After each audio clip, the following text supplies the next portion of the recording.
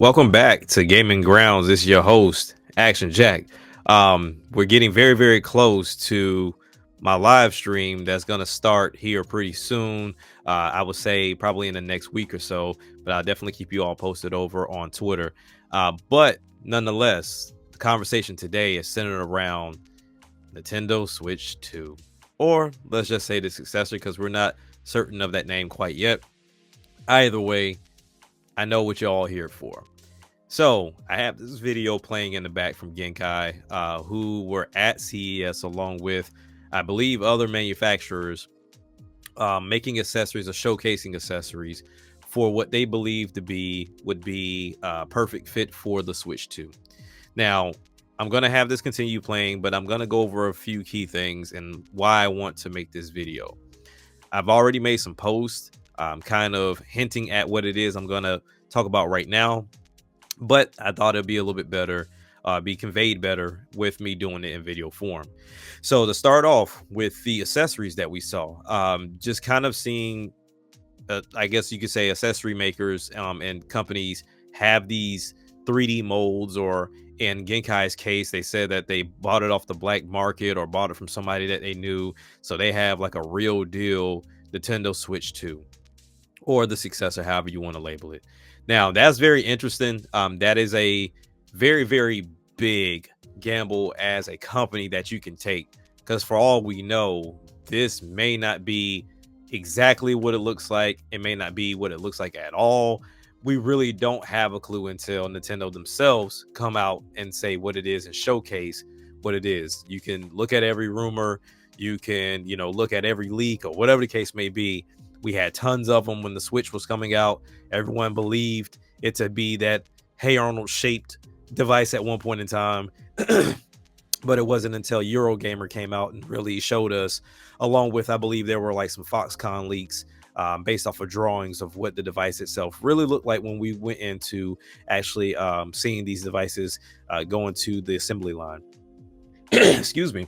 So either way, I think this is a huge gamble, especially because you haven't seen it. But at the same time, and hear me out on this, I think this is a great move. And the reason why I say it's a great move, there's too many times on both the cell phone side or even on the gaming side that we don't get accessories that are needed until way down the line, because these companies do not know what this device looks like. They don't have the proper dimensions and things of that nature to be able to provide you with an accessory for your device.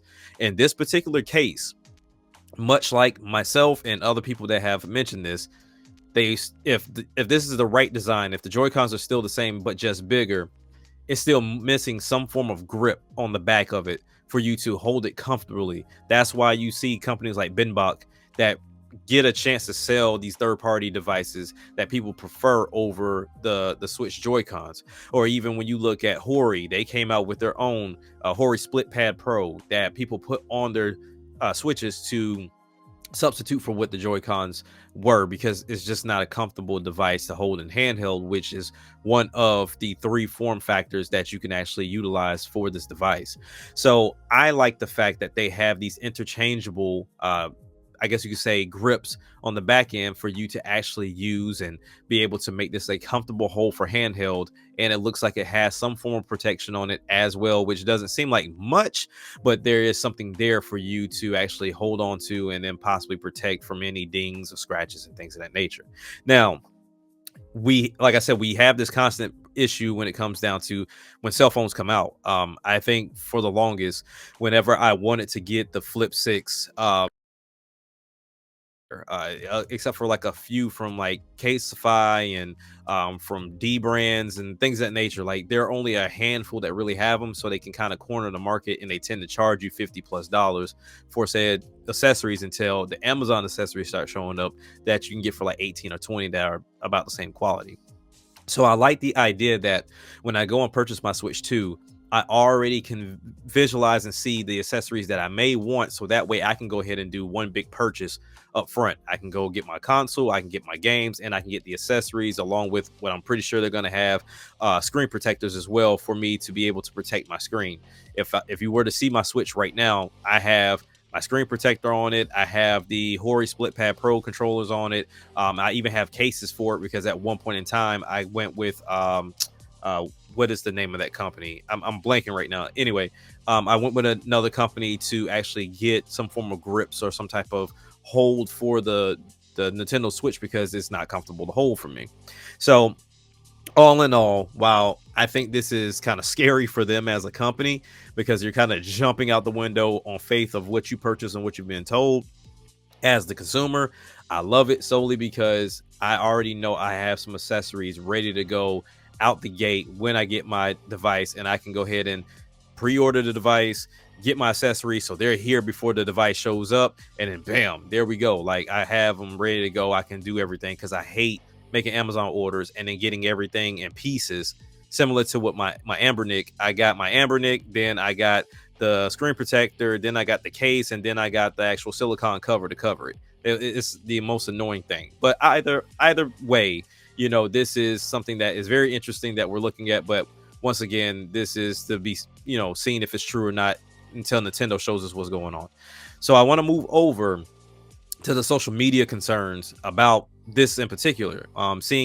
Seeing like motherboards and seeing pictures of the dock from Laura Kate Dell, and then like I said, seeing these accessories being shown off to most people, it's almost as if they feel like this is hurting Nintendo in some kind of way, or like, oh, they're beating you to the punch, so you might as well just go ahead and just showcase it to us and just get it over with. Even though that's kind of like them trying to Bugs Bunny Nintendo in a way, because it's like, oh, everybody's already showing it, so you just might as well go ahead and show it to us. There's You're not forcing Nintendo's hand that way. Like, they're not stupid. They have a schedule they're gonna follow by. They have a whole rollout. They have a whole game plan for this. It's not just some spur of the moment situation that they can, just, oh, okay, well, it's already out there, so we might as well drop it. Hell, who knows? They may be the ones that's giving them the go ahead to already put this information out there. But either or, I don't think this is hurting Nintendo, and you saying that people are showing it before you is doing anything either, for one and two reasons. For one, this is essentially just the Switch but bigger and upgraded, so you already know what the thing does, you already know what it looks like, you're just seeing a bigger form of it. The things that we're missing, which is number two, are the features, the UI, the functionality, if the eShop's better, what that C button does, what these Joy-Cons themselves do with this sensor that everybody keeps pointing out. So there are pieces of the puzzle that are more important that have yet to be showcased, while everybody's going crazy over the hardware, which at the same time are saying that they're disappointed that it looks like this because there's no big change based off of what they're accustomed to Nintendo doing, of making these super switches and super changes, no pun intended. But all in all, Nintendo is essentially doing what it is that you guys asked them to do. You asked them to uh, kind of stay on par, similar to Xbox and PlayStation, to where you're not doing so much of a change that you're hitting the reset button with both the eShop, the media format, and things of that nature, to where your items that you just purchased for the past 8 years for the Switch can now be backwards compatible and work for this device. So granted, you're not putting the old Joy-Cons on this, but we just had an accessory released by Nintendo to where you can dock those Joy-Cons there to charge them. And I'm pretty sure you can pair them up and use it with this device. But granted, there was accessories that were out way before then, but nonetheless, Nintendo decided to re-release something in that nature, similar to what that accessory just looked like. Mine is being able to charge 4 Joy-Cons. It can only charge 2. So I don't think them showcasing this is going to force Nintendo's hand in any way, because it's not showing you anything new that the Switch doesn't already do. It's just buttons are different, the way you dock the Joy-Cons are different, the color scheme, and it's bigger. You're not seeing anything that is altering their hand in any kind of way to say, damn, like, we got to really go and showcase it now. There was no game leaks, like I said, no UI leaks, no eShop leaks, no nothing other than hardware. So be that as it may, where most people would say, okay, dang, the cat's out the bag, let's show everything. This is just hardware. You're not getting anywhere without software and UI. So it is what it is. I think Nintendo's perfectly fine where they stand. So another rumor that has come out of this, and where it seems like a lot of content creators, or I guess you say leakers, are releasing that this could potentially release in April. Now, me and Sandstorm and a couple of guys from the Winging It podcast do have the idea that they're going to follow the same trend they did last time around, and release in March. Honestly, for anybody that thinks it's going to be in June or all the way in the holidays, I think it's still in that mindset of the conventional way of doing things, or how they used to do things, in the sense of, one, we used to have every console manufacturer release in the holidays. Nintendo kind of stopped that with this last generation. And then we also understand too, it's kind of pointless to release in the holiday because you're kind of trumping yourself. I rather get my first sales out the way and start building up that hype even more as people are getting it in their hands. So that way, when the other consumers go and get it on Christmas, not only can I provide you with some form of a sale, I already got games out there that are already tried and true, have been reviewed, and content creators have already shown, so I can then partner that with it. So now I'm kind of double dipping in the same year. Like, I'm getting that surge for that first release, and then I'm also getting that surge for the holidays as well. But the thing is, the difference is, like, if I release in the holidays, I don't really have anything to package with it because you don't know what it is yet. Opposed to if I gave it to you early in the year, then I have something to package with it because there's something that's already been tested and tried and true that most people have already been talking about. And then I can just flip it back and give it to you in the holidays, if not on sale within the bundle, right? So I think, releasing in April or in March is a smart move. We're not stupid. We're in the age of information. You can find anything on social media. I mean, we've seen the device, we know what it's going to do. So at this point, the only thing that you're missing is what the UI looks like I said, and then the features. At that point in time, really, you just looking at the games. And the rumors were that they postponed this thing in the first place solely to kind of get the library up and running from both third party and first party's perspective. So at the end of the day, you have everything you need. So me showcasing it to you won't take nothing but a Nintendo Direct along with some Treehouse Lives, as well as possibly doing some tours, and we're good to go. We're not in the age of the Wii U to where now we have to rely on an IGN, a GameSpot, a Game Bomb, or whoever to showcase this to us. Nintendo can come to us directly and showcase everything to us the way they want to, for you to get a full understanding as into what it is that you plan to purchase or what they want you to purchase. And if you don't understand it, come to the forums, come to Twitter, come to, Instagram, whatever the case may be, or go to YouTube, because people are going to continue to post content about it. That's the one thing I love about content creation, because you do have those content creators such as myself and the Winging It podcast and Sandstorm and all of them, like, that are not biased. We love gaming, point blank, period. Don't care what the device is, we love gaming. So we're not going to lie to you. We're not going to try to bend and twist and lie about what it is that it can or it can't do, or why you shouldn't purchase it or why you should purchase it. It's simple as put. If this is the device Nintendo put out, we're going to put out that. At the same time, for those that don't fully understand what's going on, we'll break it down for you, whether it's Shadow from the technical standpoint, or for the rest of us from or all of us from like the fun standpoint, or how it actually functions. So, or more or less of how this differs from the first Switch to, with this one now. So I think that is what's important for this time around, because, Nintendo has their own voice. At the same time, there are content creators on both ends of the spectrum that will continue to convey or continue to relay this information to you the proper way, outside of the other bigger media platforms that tend to try to, form a narrative of the same way they did with the Wii U. So I'm still sitting on March, but if it is April, I'm a month off. So either way, we get it before May or June or whatever case may be, which I believe would be the case, because I think Xenoblade is supposed to come out in May. So if that's the case, I want to kind of jump that and get this out the way, and then at the same time showcase what this can do with the Xenoblade Chronicles X, definitive edition. And it'll still work on the Switch, but let me also show you how it works over on the Switch too as well. So let's go into what I mentioned about with the features, right?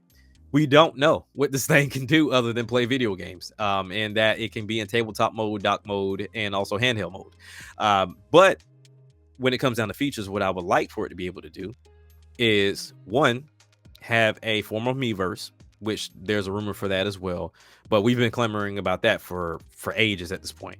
So have some type of communication set up on both cell phone and also this device, more or less kind of like upgrade that Nintendo app that you already have, and then make sure that you're adding more love to it and more reasons to actually use it.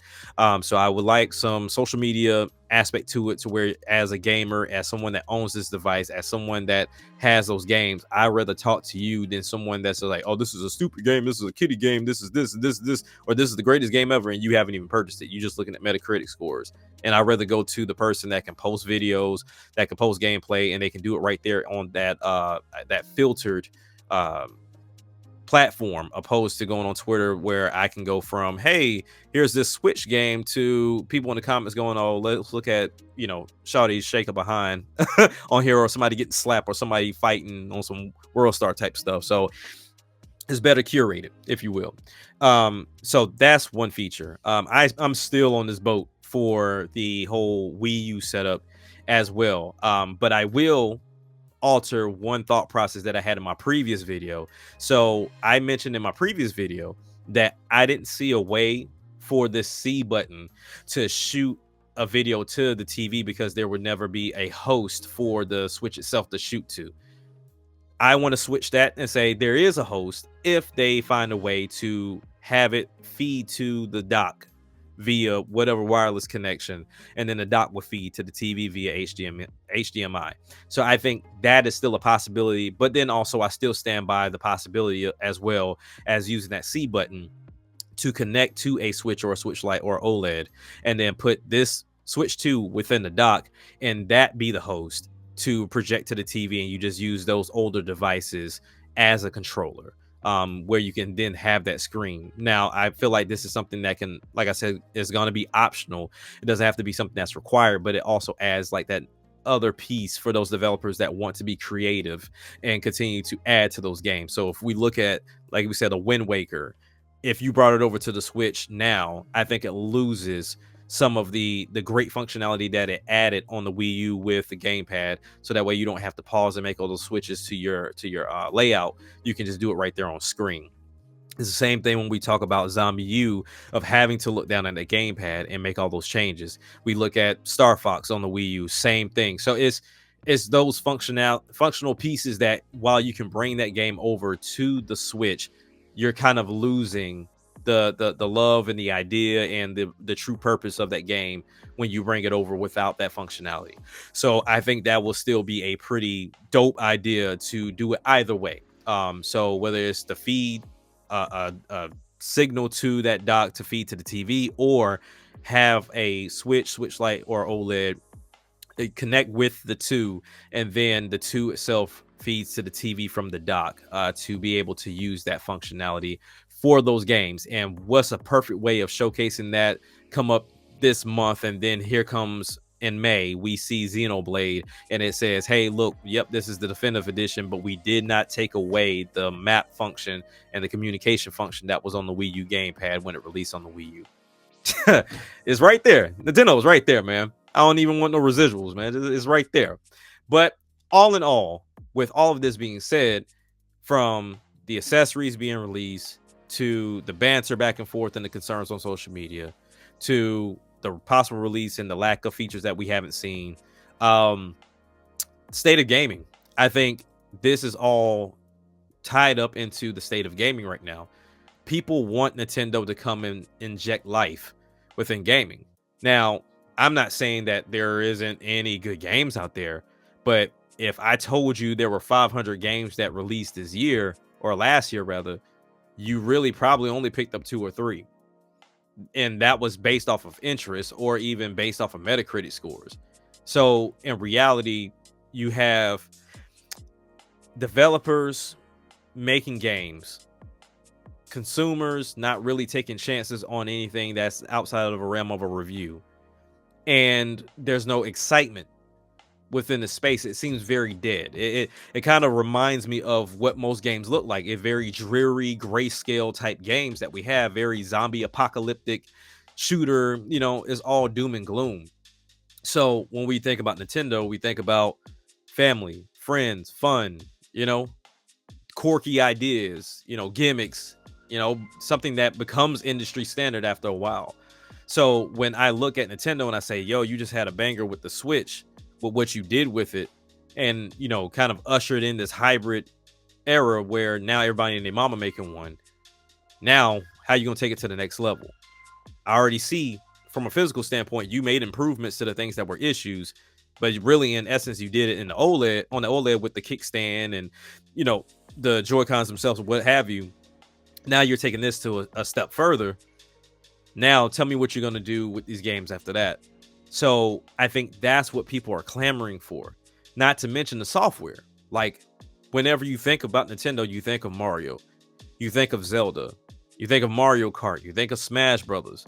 For some of us, we think of Metroid. Some of us, we think of Donkey Kong. Some of us think about Animal Crossing. Some think Fire Emblem. It's just there's a host of IPs where people really make that connection.